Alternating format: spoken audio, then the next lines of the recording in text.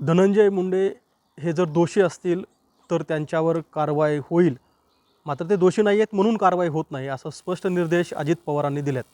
खरं तर यासाठीच अजित पवार, सुनील तटकरे, प्रफुल्ल पटेल आणि धनंजय मुंडे यांची देवगिरी बंगल्यावरती बैठक झाली. आणि काय नेमकं चर्चा झाली हे जरी कळू शकलं नसलं तर एक मात्र खरं आहे की अजित पवार यांचं म्हणणं आहे की जर धनंजय मुंडे दोषी नसतील तर त्यांच्यावर या प्रकरणामध्ये कारवाई होणार नाही. धनंजय देशमुख माझ्यासोबत आहेत. यापूर्वीसुद्धा तुम्ही अनेक वेळा या संदर्भातले आपली मतं व्यक्त केलेत, पण आता पक्षाची भूमिका येते आहे, पक्षप्रमुख म्हणून अजित पवारांची भूमिका येते की जर ते दोषी नसतील तर त्यांच्यावर कारवाई होणार नाही. आम्ही पहिल्या दिवसापासून आत्तापर्यंत हे जे हत्या झालेली आहे अतिशय चुकीच्या पद्धतीनं, याच्यामध्ये जे निर्दोष आहेत त्यांना फाशीची शिक्षा द्या असं कुठं बोललोत का? असं बोलणार पण नाहीत. आम्ही एकदम विनम्रपणे सरकारवर विश्वास ठेवून, मुख्यमंत्री साहेबांच्या शब्दावर विश्वास ठेवून आम्ही म्हणतो की दोषींवर कारवाई करा, आरोपींना फाशीची शिक्षा द्या. मग जे आरोपी आहेत ते जेरबंद आहेत, पण त्याच्या पाठीमागं आत्ता सध्या त्यांची जी रेकी करतायत, ज्यावेळेस सुनावणीला किंवा जे आरोपी येत आहेत इथं, त्या आरोपी आल्यानंतर हे सगळे कसं काय जमा होत आहेत?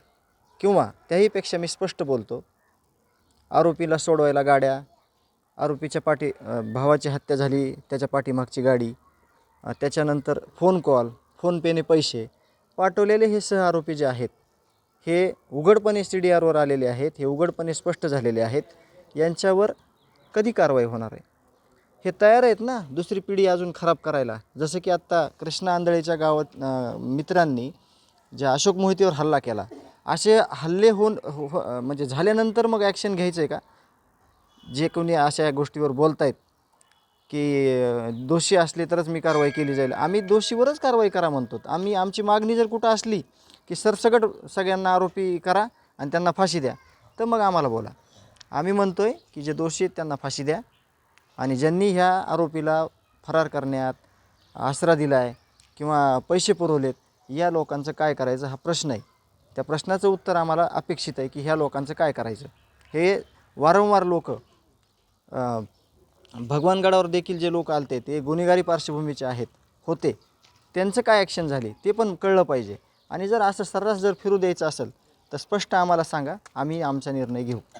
पण हे होत असताना मला चांगलं माहिती आहे की तुम्ही या संदर्भामध्ये केवळ तोंडी तक्रार नाही तर लेखी पण तक्रार केली होती.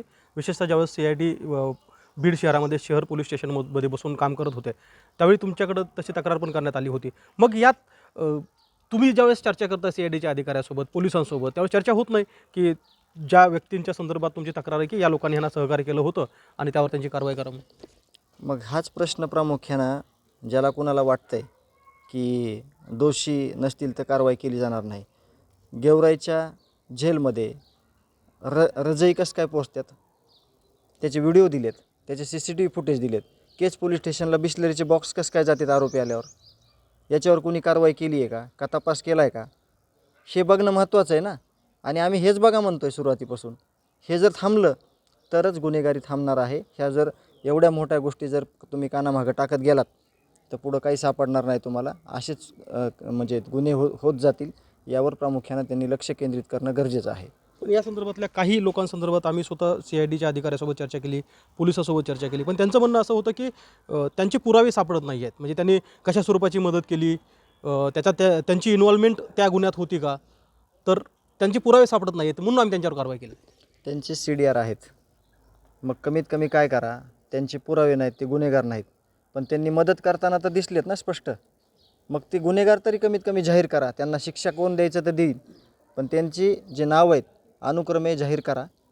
कारण का स्पष्ट झालेलं आहे, आरोपीला सोडवण्यात कुठल्या गाड्याचा वापर झालेला आहे, आरोपीला फोनपे पैसे कोणी केलेले आहेत, त्यांची नावं टाका, बघून घेतील. सरकार नाही ना करू शकत ह्याच्यावर, प्रशासन नाही ना काय करू शकत आरोपसिद्ध, तर बघतील लोक, जनता बघल. किंवा ते जे आरोपी आहेत त्यांना काय करायचं हे जनतेला सोडून द्या, जनतेच्या नावावर सोडून द्या. ते आरोपी बघल, न्याय देतील ती जनता तरी.